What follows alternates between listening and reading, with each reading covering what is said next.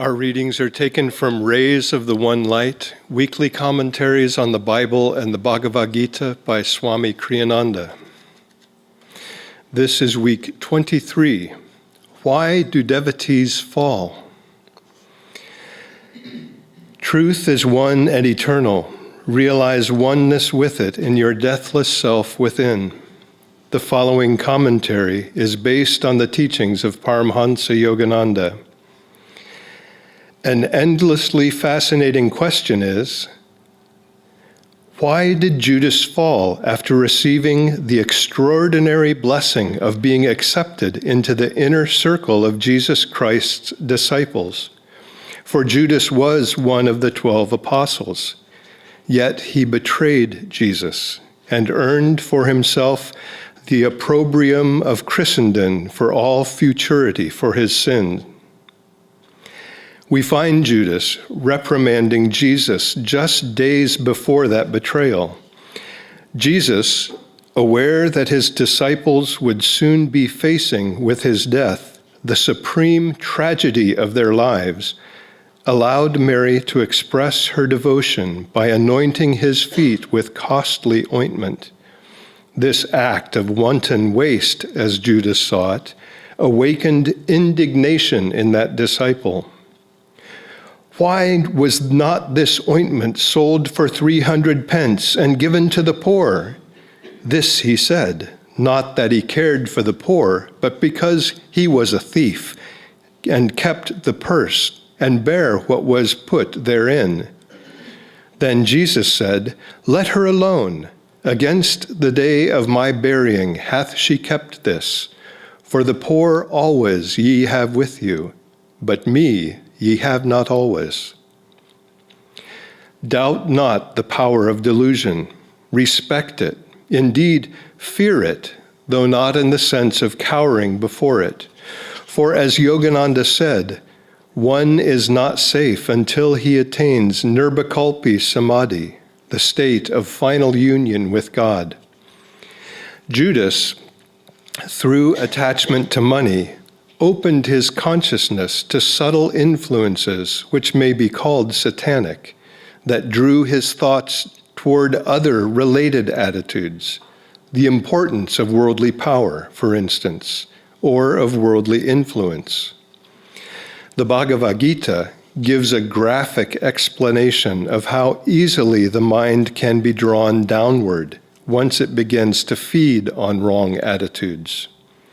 In the second chapter, Sri Krishna states, "If one ponders on sense objects, there springs up attachment to them. There springs up attraction to them. From attraction grows desire. Desire, impatient for fulfillment, flames to anger.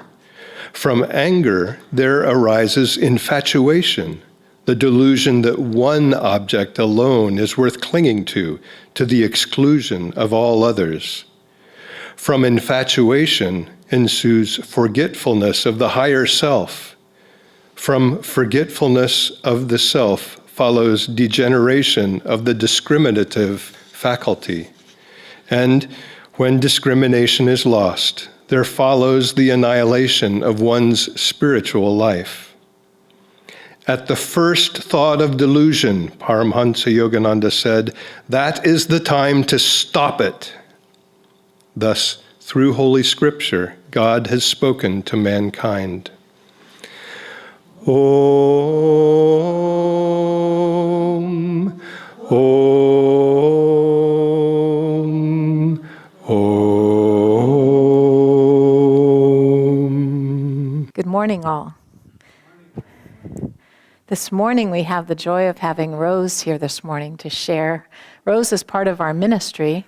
A lot of people know she's part of the school, teaching and administering over there. But please, Rose, join us. Hi, everyone. Good morning. It's my joy to be here, even though I'm a little nervous, probably more than a little nervous. So I thought maybe You could act like my students do when I get up to talk. They start talking amongst each other, interrupting me, getting up to go to the bathroom, get something to drink, sharpen a pencil, pass a note. So yeah, Bharati knows what that's like, so feel free to do that. Oftentimes, I look at I know that the Swami Kriyananda consciously put together each topic and each affirmation for every week of the Sunday service. And that kind of astonished me when I first heard that.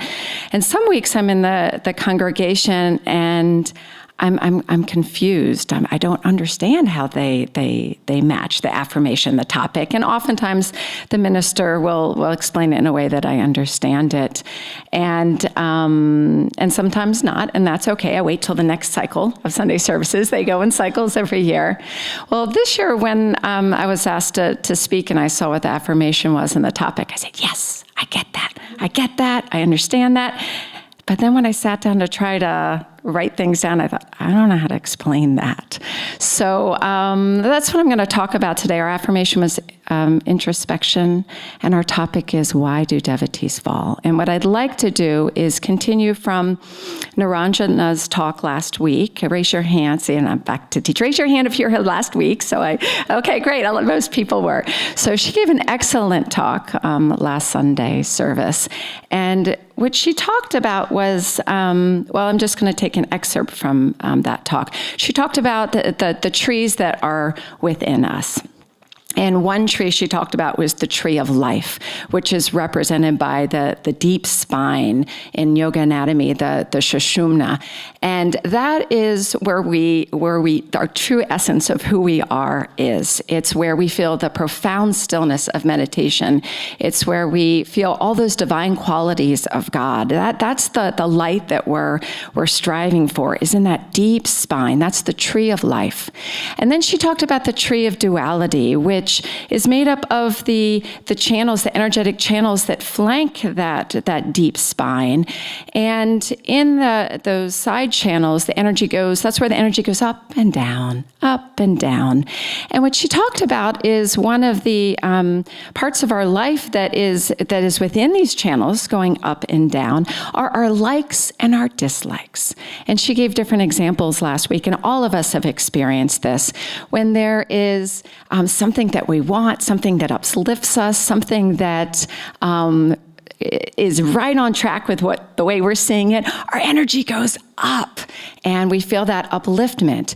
And when something doesn't go the way we feel like it should, or we're disappointed, or we don't like something, or repulsed by something, our energy goes down. And what she talked about is all day long, every day, our energy goes up and our energy goes down. And we all know this. I mean, we're here in this sanctuary, we're on the spiritual path, and we're human beings, and we feel that. Oh, that's great. We can do that. Oh, no, we can't. Oh, I really like that. Oh, it doesn't have my size, up and down all day long. And she talked about, which I found so compelling, is that's not the problem. The problem is when our energy goes up and out, we get trapped. Or when it goes down and out, we get trapped. And it's those attachments outside ourselves that we get trapped in and take away from that deep spine, that sense of who we truly are. And so I left Sunday service last week, and I thought, gosh, okay, I'm analytical, very analytical, and I'm thinking, okay, well, yoga's a science. I just have to magnetize that deep spine. Okay, more kriyas. What can I do? And she talked about that, keeping the energy of the side channels close in and more in tune with who we really are.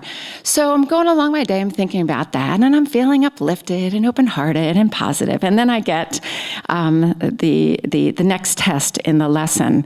I have an interaction with someone, and I felt like I was being kind and positive and serviceful and loving and just right on. And in this conversation with the person, what I got back, my perception was, gosh, they're being negative and indifferent and difficult and rude. And so I walk away from this conversation, not 2 hours after Sunday service, my energy went down. and I just thought, this has ever happened to you? Why did they treat me that way? I didn't deserve that. And here I'm acting like this, and they're acting like this, and I'm right, they're wrong. And I could feel my energy not only go down, but out. And it was alive, and it had a lot of charge to it. And being an EFL teacher, Education for Life teacher over at Living Wisdom School, we work with energy all day long. That's what we do at our school. So I thought, okay, I've got this huge ball of charged energy. What do I do with it? So I went out and did some yard work, got in the dirt. Okay, I finished that task. It was still there. So what do we often want to do when we have that conversation with someone that we're right and they're wrong? We want to tell somebody about it. We want to tell somebody what happened, and for our ego to get, this affirmation that, yeah, you were right. So I text some people, call some people, you want to go for a walk? You want to get a cup of coffee? This and that. Nobody was available. And I could feel it. I could feel that energy out, that attachment, wanting to connect, wanting to strengthen. So I thought, okay, well, I knew that I had enough awareness that I knew I had to move this energy and really bring it in and up, but I couldn't do it. Does that ever happen? It's so charged. So I thought, okay, I'm going to go for a walk. A walk helps, and I'll take my earbuds and I'll listen to a spiritual talk. There's got, Asha's got a talk. I'll just listen to a talk. That often helps. So I'm walking out of the community with my earbuds, and I thought, I could call somebody, and they could tell me that I was right in this situation. I'm going to call somebody. So I go ahead and I call a friend and I tell them the situation. And,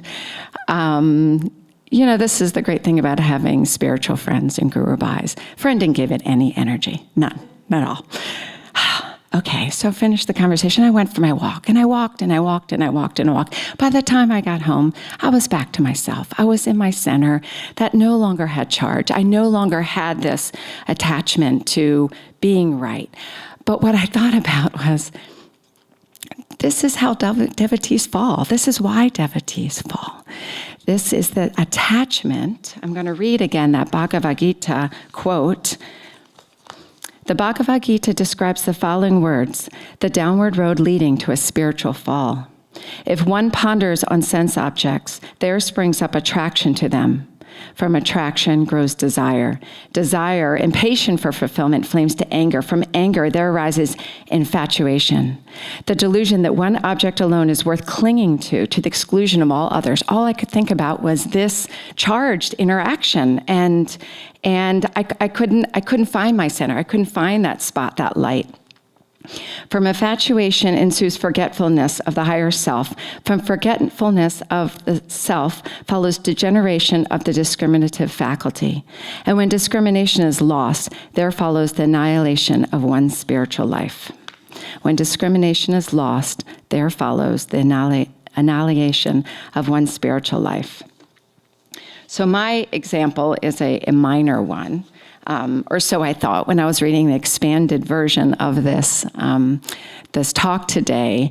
It talked about Judas's betrayal of Christ began when he had a conversation with his teacher, and he felt he was right. He knew what was right to do with that ointment, not Christ. That's how it started. You thought you were right, and that ball of energy, that attachment gets bigger and bigger and bigger, and so we don't know where our minor offness, where these things can take us. We have a choice every day to choose going toward the light, going toward God, going into our deep spine, or going down and out, or going up and out. It's just as easy to go up and out. This is going to go my way. I can see this happening. I'm going to go there. I've got and you get so attached that you can't see what is true. I recently I did a world religion class with my students, which was a lot of fun. And we talked about Sanatana Dharma. And most of you probably know what Sanatana Dharma. It is called the eternal religion, the eternal truth. It's the origin of Hinduism. And it's the concept that God is omnipresent, all-pervading, is everything. And we all are created from God. We all come out from God.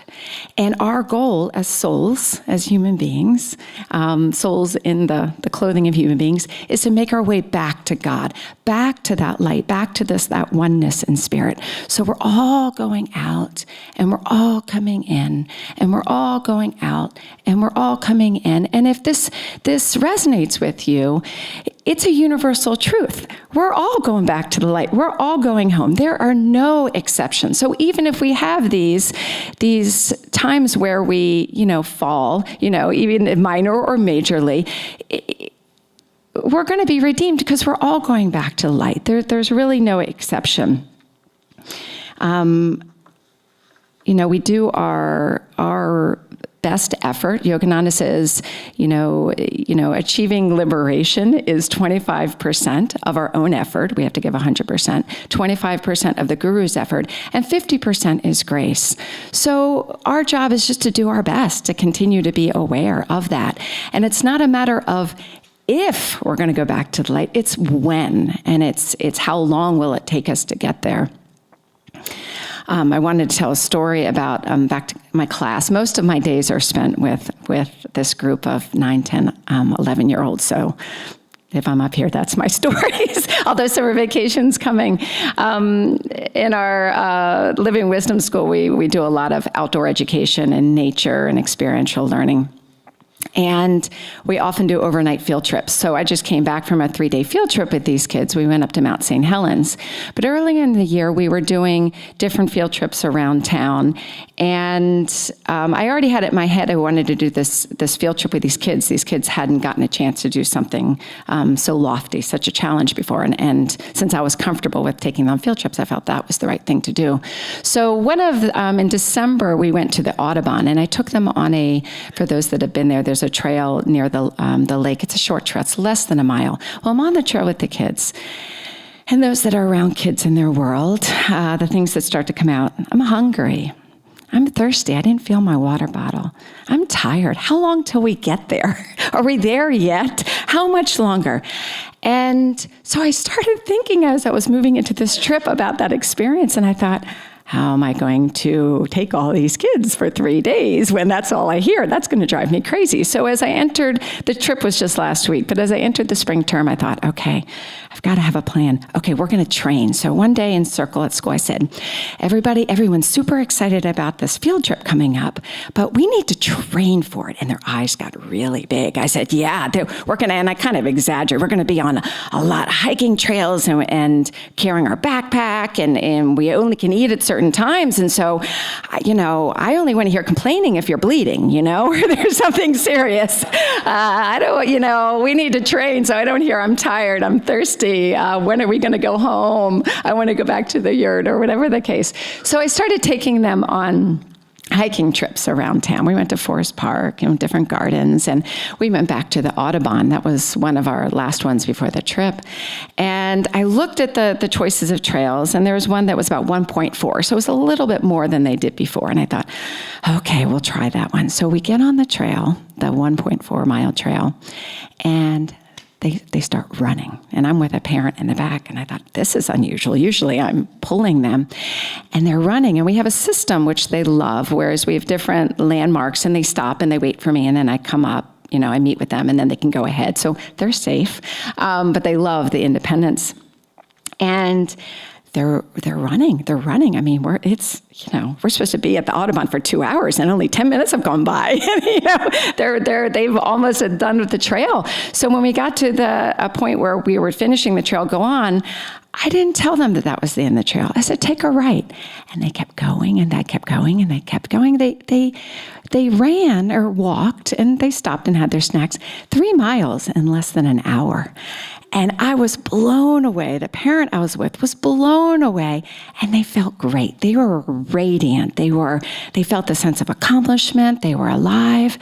And as I pondered that, I thought, what what was different than the first time? And I realized they had a focus. They had a goal. Their goal was they wanted to go on this field trip and they wanted to have fun. And they really believed me that we were going to, hike 10 miles. I didn't really say that, but I really made it sound like they really had to train.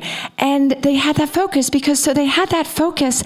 It energized them. They ran that trail in no time. So in applying this to the idea of Sanatana Dharma and all of us getting back and the when and not if is what is our focus? And we know what our focus is, but Yogananda, he writes it or says it so beautifully. So I'm going to read from a talk he gave in 1939 that's in Man's Eternal Quest. The glory of God is great. He is real and he can be found in this life. In men's hearts, there are many prayers for money, fame, health, prayers for all manner of things. But the prayer that should be first in every heart is the prayer for God's presence. Silently and surely, as you walk on the path of life, you must come to the realization that God is the only object, the only goal that will satisfy you. For in God lies the answer to every desire of the heart. So that's it. We're all here because we're on a spiritual path. Whether this is our path or we're on another path, but we're here because we want to go back to that light. We know what that light is. We know that that's our true answer. So the question is it your focus? Is it focus when you leave Sunday? Are we leading, and this is something I ask myself every day, am I leading a God-centered life? Is God the center of my life? And sometimes it is and sometimes it isn't, but how do I continue to come back to that focus? And some of the things that we hear about often in Sunday service that we can never hear enough because it reminds us some of the techniques that we know, like affirmation and japa, which is God's name or a quality of God over and over our mind. If we're on this path, Om Guru, God, Christ, Guru, Lord, I am thine. I am peace. If you're another path or whatever path, each path has some kind of short prayer that we can continue to mentally chant all day long in whatever we're doing up here at the spiritual eye. And that helps to bring our energy up and in and keep our focused at the light, at our true reality, which is God. The other part of our path that we often talk about is keeping good company. Master says environment is stronger than willpower. And isn't that the truth? I almost said ain't that the truth, but isn't that the truth? Who you hang out with. Are the people that you're around, are they strengthening you? Are they supporting you in your path? They don't have to necessarily agree with it. They don't necessarily, although it's nice to have guru bhais and like-minded souls around you, but are they contributing to your own reality of being on a spiritual path? And that's why we live in community here at Ananda, and we come together on Sundays, but it's to be around that like-minded energy that are helping us on our journey back into the light. And the last one, which is the most important one that we all know, is inner communion, meditation, introspection. This is where the introspection ties in, and ties in all along the way. That daily inward experience where we have a moment of self-honesty to really say, gosh, I did let my energy go down and out, or gosh, I'm really attached to that thing and I can't seem to let go of it, or what am I defining myself? What went well today? How can I see myself? I'm making progress, that I was able to keep my attention, or I was able to remember these practices at different time. Master and Swamiji both talk about each night having a mental bonfire where we mentally put in all of our challenges, our attachments, our self-definitions, and our glories, and our positive things, our attachments to what we did right, what we think that we did. I mean, there's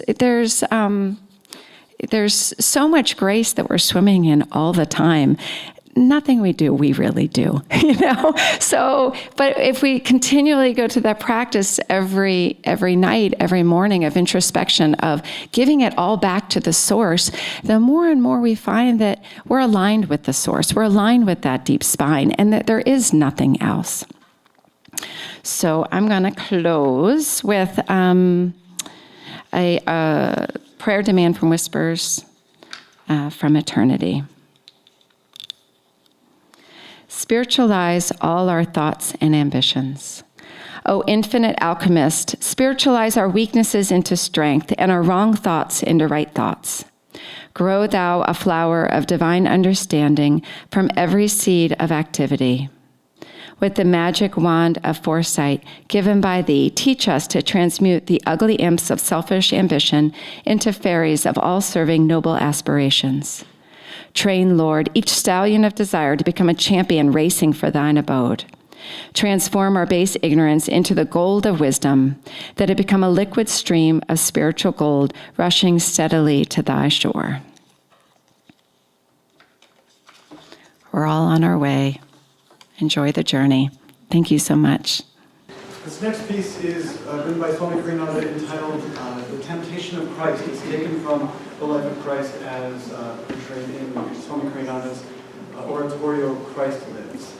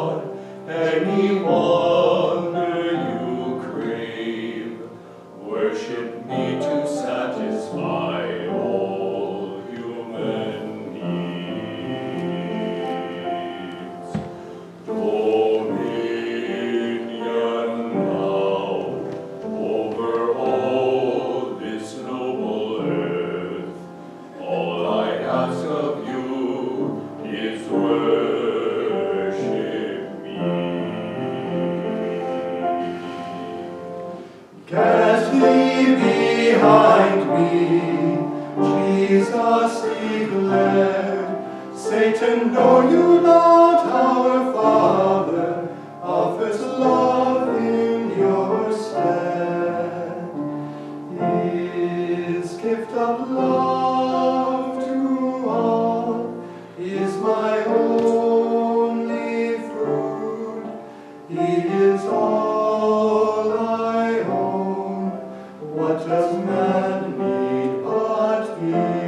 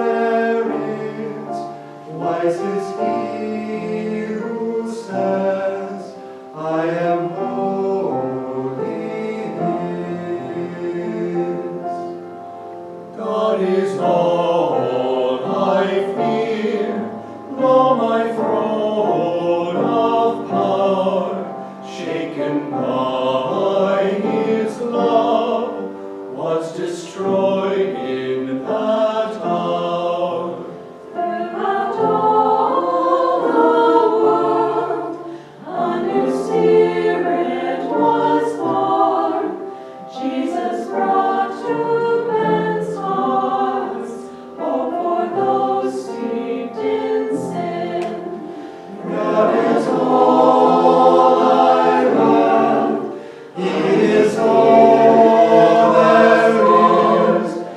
Blessed